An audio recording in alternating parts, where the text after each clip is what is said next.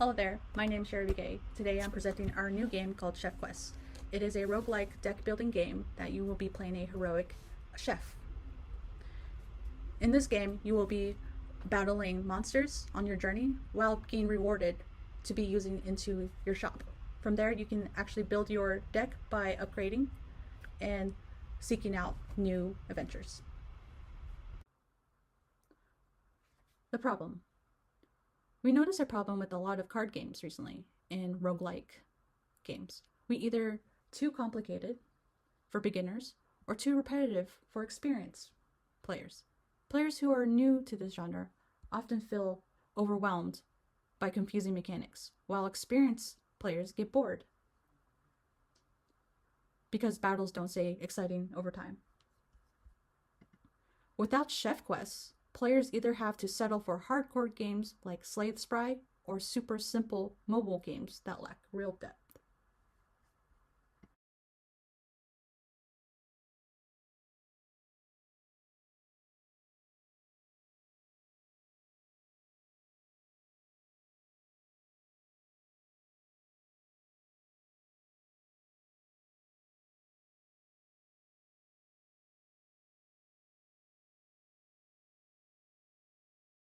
So you're wondering, how does Chef Quest solve this? Well, Chef Quest solves this by making strategy and deck building easy and fun for everyone.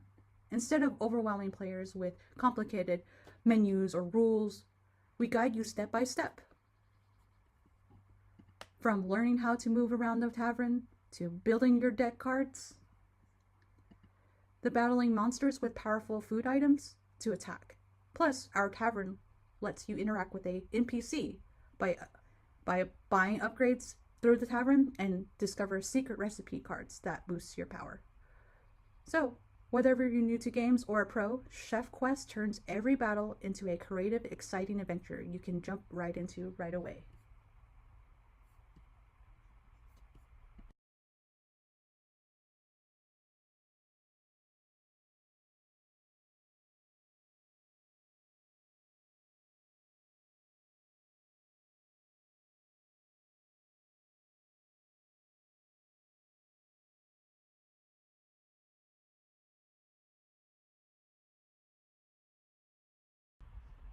So here's our goal with Chef Quest is to make a strategy game more acceptable, more rewarding, and more fun for everyone.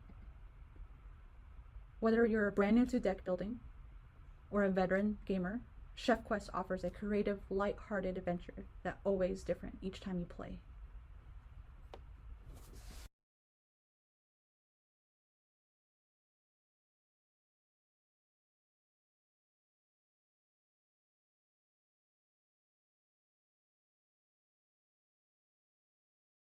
That's all I have for today. Thank you for watching, and please try the game Chef Quest today for your culinary adventure. Thank you. Hi, I'm Sammy McKeown, and I'm going to talk about all of the technologies that we used for our game, Chef Quest. So for our actual game creation, we picked Godot to be our game engine because we thought it would be easier to work with compared to other game engines like Unity. And when picking Godot, we also wanted to challenge ourselves to try learning a new language. So we picked Godot script instead of using something like Python or C++ to write the actual code. For audio, for the most part, we wanted to keep everything created by us, so we used Audacity or just in-person sound effects. And then we also did have to use some copyright-free songs that we found just through the internet for things like the tavern background music. But for the most part, everything was made by us through Audacity.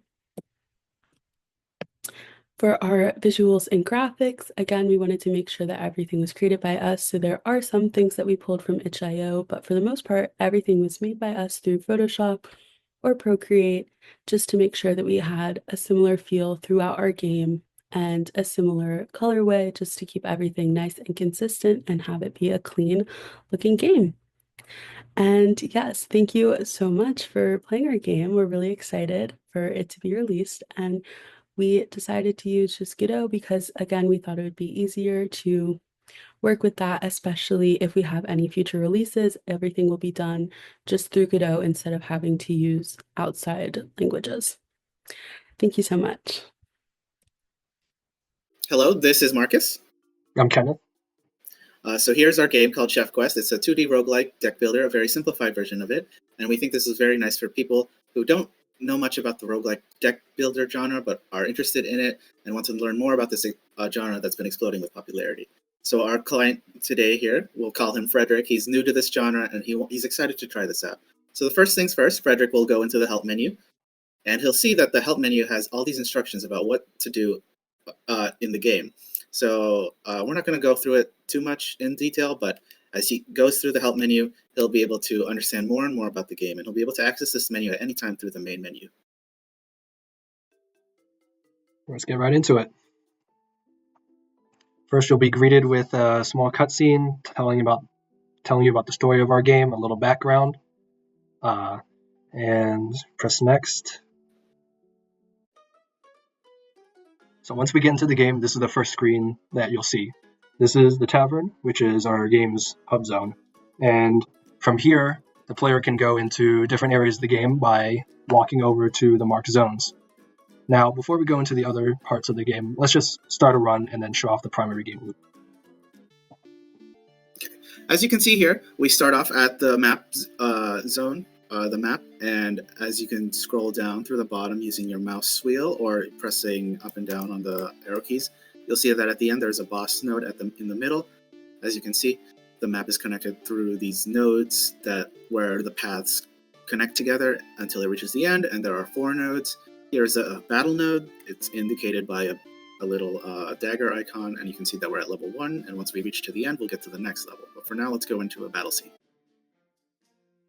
Once the battle starts, you'll be given 3 cards to start off with, and each card has a different effect, which is shown both at the bottom and in the tooltip on the right.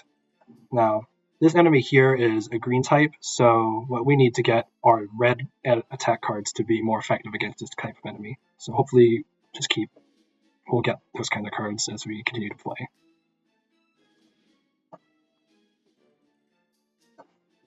Now, once you end a turn, you'll be given 3 more cards drawn to your hand from the draw pile here, with a max of 5 cards per hand.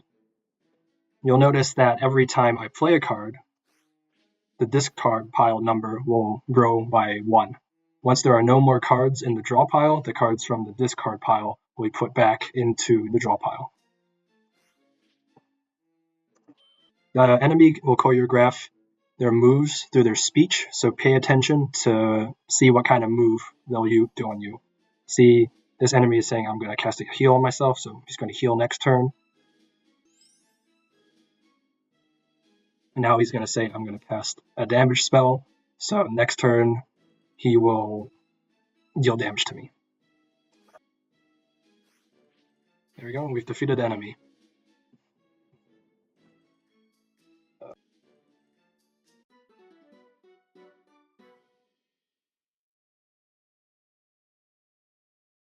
This is the victory screen. Our webcams are unfortunately covering it up, but after every battle, you'll get a number of recipe sheets that you can use in the shop in the run, which provides buffs or special cards for use only in the run. Luckily for us, and for Frederick here, there is a shop right here, so let's check it out and see what the shopkeeper is offering today. So as you see here, we are in the shop screen. We're able to exit out at any time, or we can refresh the shop, and we have 79 recipe sheets from that encounter that we got. We start off the run with 50 recipe sheets, and any encounter we get, we'll get more recipe sheets. So here it says, what would you like to buy? So we can buy chicken breasts, peas, or ketchup, and it tells us a little bit about what they do here, although we're not going to see what they're able to do fully until we actually use them in battle. So let's refresh here. We see here, this is a carrot that deals 4 to 7 damage. I'm going to buy this, and we'll get it, and we lost to only have 64 coins right now, and I'm going to buy another mustard. And I think that'll be good enough. I think Frederick thinks that's enough for us right now. So he's going to exit out, and it says, pleasure doing business, and then we'll go back into the screen.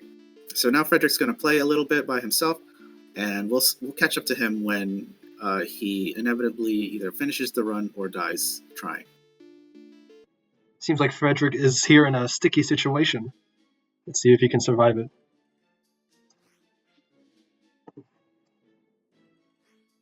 Ah, Ooh. what a shame. So unfortunately, Frederick has died in this run, and as you can see, it says you lose, and you're. So once you press the next button, you will be brought to the results screen, and you'll see how many coins you gain in total. You get here we got 11 coins, and the coins are based on the statistics that you've gotten throughout the run. So here, Frederick has fought 4 enemies and gained 85 recipe sheets. Unfortunately, he hasn't found any campfires. You can't see it here, but he visited 2 shops through this run. Didn't kill any bosses and didn't complete any floors. So unfortunately, since he wasn't able to get through much, he only gained some measly little 11 coins. But maybe next time we'll be able to see Frederick do better as he upgrades his stuff and gets more cards. So unfortunately, Frederick here failed his first run, but that's okay. Failure is inevitable in a game like this, and Frederick knows that, or he will eventually. And so let's see what he can do now. From here, he'll go into the upgrade section, and here it says, "What's up, boss? What would you like to upgrade?" So here, Frederick is able to choose from a variety of upgrades, from HP to mana to attack, defense, how much cards he gains per turn, how many coins he'll get at the end of the run, and how many starting recipe sheets he has. So for now, maybe Frederick thinks, oh, I need more mana to cast more recipe cards on my turn, so I'm going to buy one of those. And then he'll be like, okay, that's enough for me. I think I don't have enough coins to really buy much of anything else, especially not any of this. So he'll just exit out and go to another one of the little features here. Another thing that you can spend your gold on is at the shop. You can visit the shop here to purchase more cards for your deck. As you can see, you can scroll through and read what they do. So the cheese gives you a 50% chance of dodge, and it costs 2 mana. Let's just buy one. You've got enough gold. Tomato does 8 damage with a red attack. Let's buy that one too. And if you notice, once Frederick presses I here, you can see that he now has a tomato and a cheese card in his inventory. So next time he does a run, just in a second here, he'll have the tomato and cheese cards to play. So now that Frederick has some new tools, let's go back into the map. So just a couple things that we'll mention here, but of course you can see that there's an exit map here. So you can either exit the dungeon and end your current run immediately and take you back to the taverns with any of the coins that you collected, or you can save your current run and exit, meaning your run is still available here as long as you don't close the program or enter the main menu or cheat room. So we can either save the current run and exit, and Frederick will be back here, do whatever he wants, and he'll go back into the map. As you can see, the map hasn't changed at all, so it stayed saved, unless, of course, you exit the map. We'll do a little quick exit here. And if you go back in, we'll see that the map has completely changed again.